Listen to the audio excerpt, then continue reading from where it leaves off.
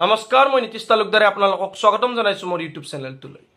আপোনালোকক আজি জনাব বিচাৰিছো যে এছএলআৰচিৰ ফালৰ পৰা এডিএৰি গ্ৰেড 4 চাকৰিৰ ওপৰত এখন নোটিছ ওলাইছে আৰু এই নোটিছখন ওলাইছিল যোৱাকালি অৰ্থাৎ 25 ছেপ্টেম্বৰ তাৰিখে আৰু আজি ভিডিঅ'টো মই বনাই আছো 26 ছেপ্টেম্বৰ তাৰিখে। এতিয়া কথাটো হ'ল কি নোটিছখন ওলাইছে ডকুমেণ্ট ৰিভেৰিফিকেশ্যনৰ ওপৰত। আপোনালোকে নিশ্চয় গম পায় যে ইয়াৰে আগতো এবাৰ ডকুমেণ্ট ৰিভেৰিফিকেশ্যন হৈ গৈছে, যিবিলাক কেণ্ডিডেটৰ অলপ ডকুমেণ্টত খেলিমেলি হৈ আছে বা প্ৰপাৰ ডকুমেণ্ট তেওঁলোকে পোৱা নাই, তেওঁলোকৰ এবাৰ ৰিভেৰিফিকেশ্যন হৈ গৈছে। কিন্তু আকৌ এবাৰ আহিছে ৰিভেৰিফিকেশ্যন কোনখিনি কেণ্ডিডেটৰ। কিছুমান কেণ্ডিডেটৰ তেওঁলোকে এখন তালিকা বনাই দিছে, তাত ৰোল নম্বৰখিনি লিখা আছে আৰু সেই ৰোল নম্বৰখিনি যাৰ যাৰ মানে কেণ্ডিডেটৰ হয় তেওঁলোকক আকৌ ডকুমেণ্ট ৰিভেৰিফিকেশ্যনত মাতিছে। এতিয়া ইয়াৰে আগত যেতিয়া ৰিভেৰিফিকেশ্যন আহিছিল তেতিয়া মই ভিডিঅ' বনোৱা নাছিলোঁ, মই জাষ্ট এটা শ্বৰ্টছ বনাই পিনে এনেই কৈ দিছিলোঁ।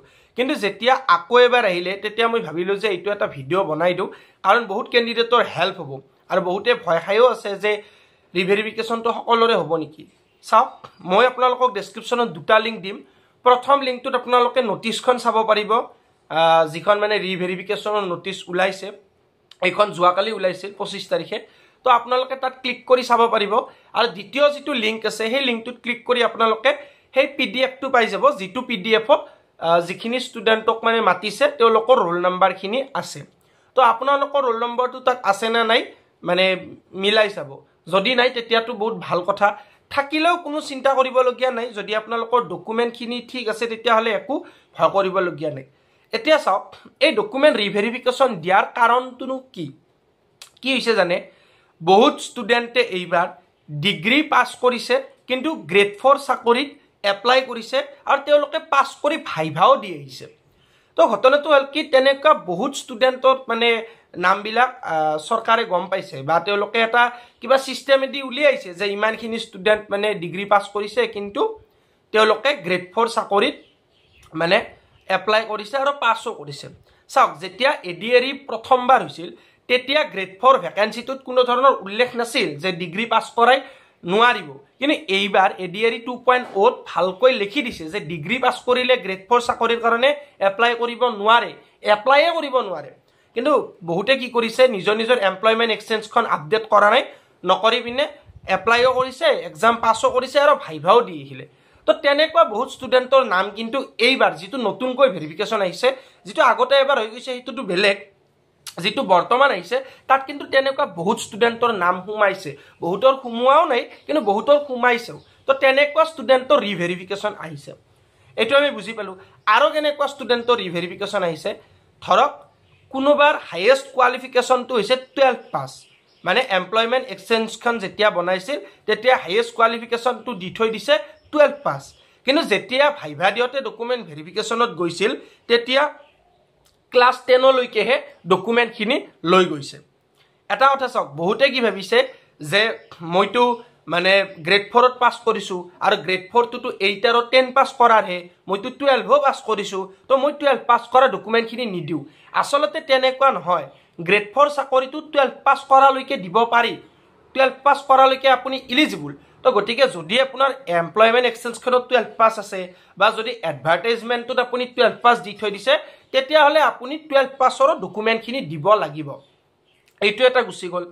তাৰপিছত কি হৈছে, বহুতৰ কোনটো খেলি মেলি হৈছে যে নিজৰ কাষ্ট চাৰ্টিফিকেট, বাৰ্থ চাৰ্টিফিকেট বা এপ্লাই কৰোঁতে দিয়া নামটো এইকেইটা খেলি মেলি হৈ আছে। যেনে ধৰক উদাহৰণস্বৰূপে মই এটা এক্সাম্পল ল'লোঁ যে মই শৰ্মা উপাধিটো ল'লোঁ। তো শৰ্মা উপাধিটো কি কৰিব পাৰি, SAও লিখিব পাৰি, SHAও লিখিব পাৰি। তো বহুতৰ মানে কি হ'ব পাৰে, হয়তো কোনোবা এটা ডকুমেণ্টত SA আছে, কোনোবা এটা ডকুমেণ্টত SHA আছে, তো এইটোতো খেলি মেলি হৈ আছে। তো এনেকুৱা কিছুমান কাৰণতো কিন্তু ৰিভেৰিফিকেশ্যনত মাতা যায়। অৰ্থাৎ ৰিভেৰিফিকেশ্যন মানে কি, আপোনাৰ নিশ্চয় ডকুমেণ্ট কিবা নহয় কিবা এটা খেলি মেলি হৈ আছে, হয়তো প্ৰপাৰ ডকুমেণ্ট আপুনি দিয়া নাই বা ডকুমেণ্টত নামৰ খেলি মেলি বা আপুনি ডকুমেণ্ট যিখিনি দিব লাগিছিল সেইখিনি নিদি পিনে বেলেগ ডকুমেণ্ট দি থৈ দিছে। যেনেকৈ ডিগ্ৰী পাছ কৰাবিলাকে ডিগ্ৰীটো পাছ কৰিছে কিন্তু এমপ্লয়মেণ্টত দেখাই থৈছে 12 পাছ। বস্তুটো বুজি পালেনে? তো আপোনালোকে একো ভয় খাব লগা নাই।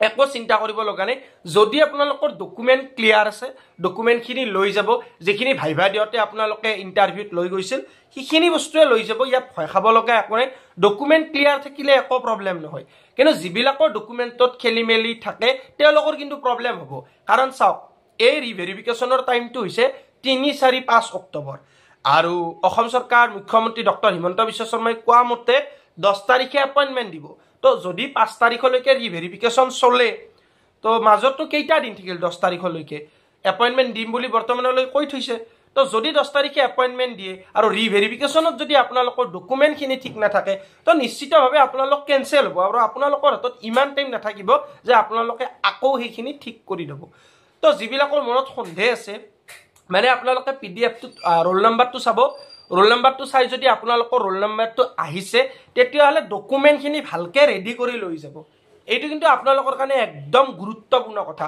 কাৰোবাৰ যদি ডকুমেণ্ট সব ক্লিয়াৰো আছে তথাপিও এবাৰ ভালকৈ চাই পিনে লৈ যাব কাৰণ সেই টাইমখিনিত মানে আপোনাৰ লগত মানে কি হয় সেইটো আপুনিও নাজানিব যে আপুনি ভাবি আছে যে এইটো ডকুমেণ্ট ঠিকে আছে কি জানি ভুল হৈ আছে তো গতিকে আপোনালোক সতৰ্ক হওক আৰু যাৰ ৰোল নম্বৰ আছে তেওঁলোকে তো ভালকৈ যাব যাৰ ৰোল নম্বৰ নাই তেওঁলোকৰ কাৰণেতো বহুত ভাল কথা আৰু মই কৈ দিলোঁ যে 3 তাৰিখ 4 তাৰিখ আৰু 5 তাৰিখে এইটো ৰিভেৰিফিকেশ্যন হ'ব টাইমটো হৈছে দুটা শিফ্টত হ'ব এটা 9টাত এটা 1:30টাত 1:30 তো আপোনালোকক মই লিংক দুটা দি দিম তাত আপোনালোকে চাব পাৰিব তো ভিডিঅ'টো এইখিনিয়ে আছিল যদি ভাল লাগিল তেতিয়াহ'লে লাইক কৰিব আৰু এনেকুৱা ভিডিঅ' পাবলৈ চেনেলটো ছাবস্ক্ৰাইব কৰিব ধন্যবাদ